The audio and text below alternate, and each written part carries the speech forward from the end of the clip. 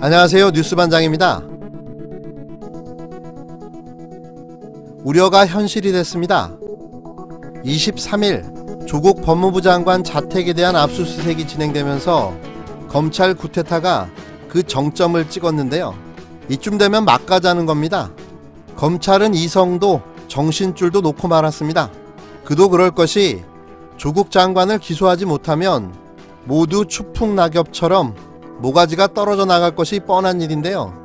2달을 넘게 털고 털어도 더 이상 나올 게 없으니 이제는 정말 마지막 최후의 발악을 하는 걸로 보입니다. 윤석열 검찰총장은 이 수사에 명운을 걸었다고 봐야 합니다.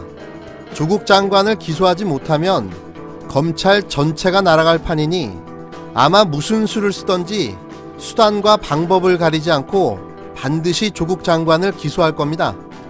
검찰은 언론과 연합해서 총공세를 펼치고 있는데요. 검찰과 언론의 양동작전이 아주 눈물겹습니다. 꼭 이렇게까지 해야 합니까?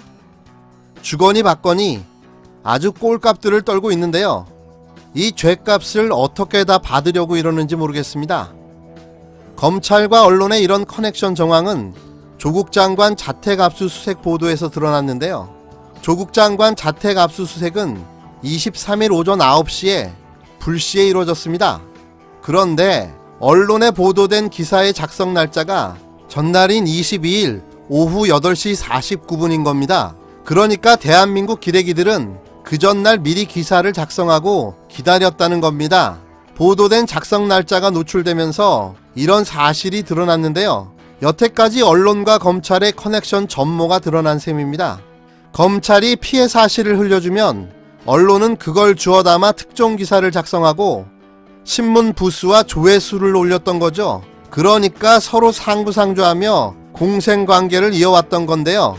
알고는 있었지만 정말 기가 막힐 따름입니다. 이번 조국 사태가 정리되면 응당한 그 대가를 치러야 할 것입니다. 대한민국 개검과 기레기의 최후가 다가오고 있습니다. 검찰 구테타, 검찰의 반란, 혹자들은 이런 일련의 모든 과정을 문재인 대통령은 알고 있었고 기획했다는 가상의 시나리오를 말하기도 합니다. 사실 신이 아닌 이상 어떻게 이런 상황까지 예측할 수 있었겠습니까? 하지만 그 내용을 보면 놀라움을 감출 길이 없습니다. 정말 현재의 상황을 예언한 것 같다는 생각이 들어 소름이 돋기도 하는데요. 제 생각에는 단지 지금 벌어지는 검찰 구테타가 전화위복에 좋은 기회가 될 수 있다는 의미로 해석됩니다. 반드시 안 좋은 게 있으면 좋은 점도 있다는 뜻입니다. 그렇다면 검찰 구테타는 현재 검찰개혁에 어떤 영향을 미쳤으며 앞으로 어떻게 전개될까요?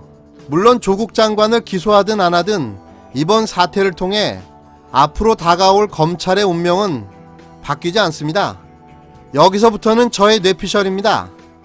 한번 들어봐 주시기 바랍니다. 윤석열의 임명이 잘못된 인사로 보였지만 이게 승부수가 되고 말았습니다. 무섭습니다. 마치 바둑을 두는 것 같은데요. 역시 문재인 대통령은 타고난 승부사였습니다. 문재인 대통령과 조국 장관은 무려 8년 전부터 검찰 개혁을 준비해왔습니다. 검찰이 이렇게 나올지를 몰랐을까요? 지금 사태를 보면 미리 조국 법무부 장관을 임명해 검찰과 법무부를 정리하고 윤석열 검찰총장을 임명하면 검찰 개혁이 좀 더 수월할 수 있었다는 이야기들을 많이 합니다. 하지만 그건 검찰을 잘 몰라서 하는 이야기입니다. 그렇게 한들 현재의 권력 앞에서만 충성하는 검찰, 또다시 정권이 바뀌면 다시 원래의 검찰로 되돌아가고 마는 거죠. 그래서 검찰 개혁이 매번 실패하고 마는 악순환만 계속되어 왔던 겁니다. 그래서 조국의 논개작전이 시작된 거죠. 조국 법무부 장관보다 윤석열 검찰총장을 먼저 임명해 사전에 누가 윤석열 라인인지 속아냈고 법무부 주요 보직을 차기 법무부 장관인 조국 장관이 행사하도록 해 비검찰 출신의 인사를 단행한 겁니다. 이게 윤석열 검찰총장의 숨통을 조인 거죠. 검찰의 손과 발을 다 묶어버린 겁니다. 한 예로 900억 검찰 예산을 법무부 장관의 사인 없이는 한 푼도 사용할 수 없게 되고 만 거죠. 이거 정말 무서운 수 아닙니까? 윤석열 검찰총장은 조국 장관이 임명되면 벌어질 검찰개혁을 예상하며 그를 낙마시키기 위해 총력전을 다했는데요. 이후 임명되고 나서는 기소해 사퇴시키기 위해 발악을 하는 겁니다. 이번 검찰 구테타는 윤석열이 아니라 어떤 누가 임명되더라도 99% 나올 수밖에 없는 시나리오입니다. 이게 개검의 현실이고 그들의 습성이자 본성이기 때문인데요.